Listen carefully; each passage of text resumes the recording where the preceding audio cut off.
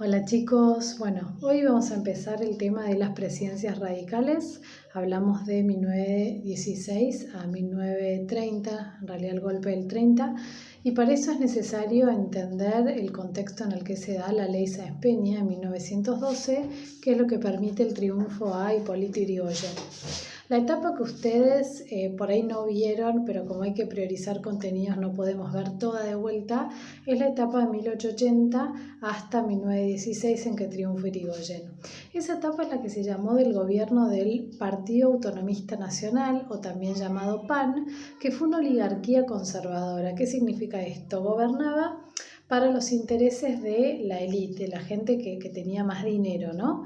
Por eso era un régimen que además se sostenía por fraude, porque imagínense que era un gobierno muy poco pluralista.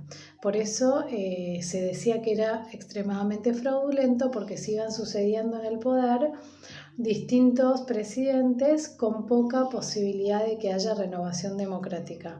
No existían elecciones libres y por eso era mucho más fácil ir poniendo a dedo a los candidatos.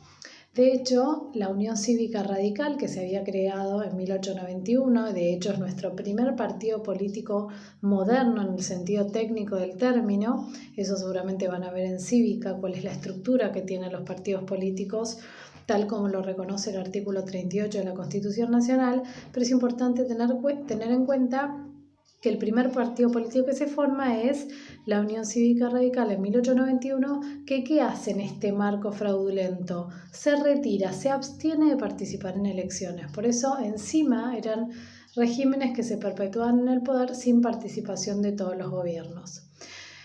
Este periodo tuvo también a la vez un modelo económico agroexportador. Argentina era granero del mundo, Argentina estaba en una etapa de súper apogeo, éramos ya nos perfilábamos potencia, y de hecho la generación del 80 acompaña este modelo que copiaba Europa.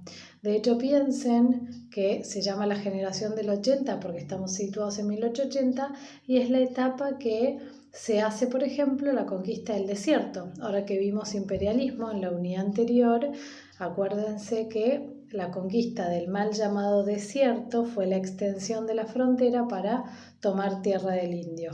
Acuérdense que no podemos hablar de genocidio en el caso español ni en el caso de Roca, por todo lo que vimos antes, pero sí podemos decir que hubo una extensión de la frontera porque el Estado argentino necesitaba incorporarlo esas tierras y hacerlas productivas. Todo esto se produce en el periodo previo al que vamos a estudiar.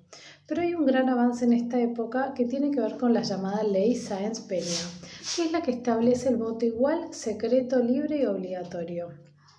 A Sáenz Peña le preocupaba esos grupos sociales, sobre todo los inmigrantes que empezaban a llegar a Rolete y que no tenían voz ni voto, porque él dice, tengo miedo que pase como en Europa y que terminen transformando, digamos, siguiendo ideologías comunistas porque se sientan como excluidos, ¿no? Y a su vez también le importa la cuestión social. Entonces establece el voto universal, secreto y obligatorio. Secreto es que vos puedas no decir tu voto, no tengas la obligación, que hoy todavía existe. Obligatorio en nuestro país lo es obligatorio a partir de los 18 años y hasta los 70, de 16 a 18 es optativo, y universal en ese momento no era del todo universal porque las mujeres no votaban, ni tampoco algunas provincias que no eran provincias todavía, sino territorios nacionales.